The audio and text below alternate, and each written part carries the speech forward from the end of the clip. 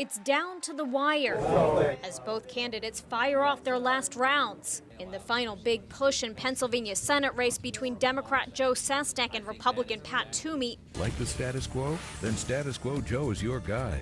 Both candidates and outside groups are spending massive amounts of money on attack ads. Pat Toomey, he's not for us. Combined, they've spent more than $40 million.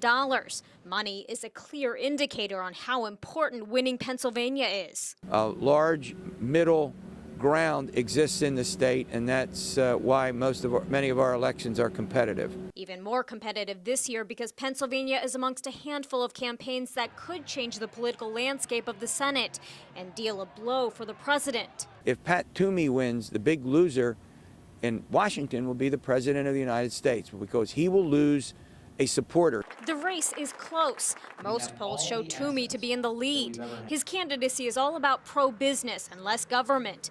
His anti-Obama campaign resonates with voters frustrated with the current government and slow economic recovery. The economy is in sad shape, and what are they doing? They're spending money we don't have. Sestak's camp argues that damage was done by the Republicans prior and blames the economic mess on Wall Street types like Toomey. But with unemployment in the state hovering around 9%, Sestak is at a disadvantage. But he does have one thing going for him.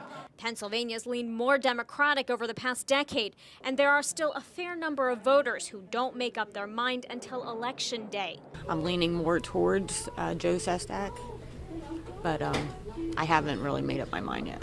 The latest Quinnipiac University polls show Toomey to be ahead of Sestak about 5 percentage points, 50 to 45%. But both candidates are crisscrossing the state to snatch up every last vote, mainly because there are still a fair number of undecided voters. In Philadelphia, Bonnie Ghosh, The Associated Press.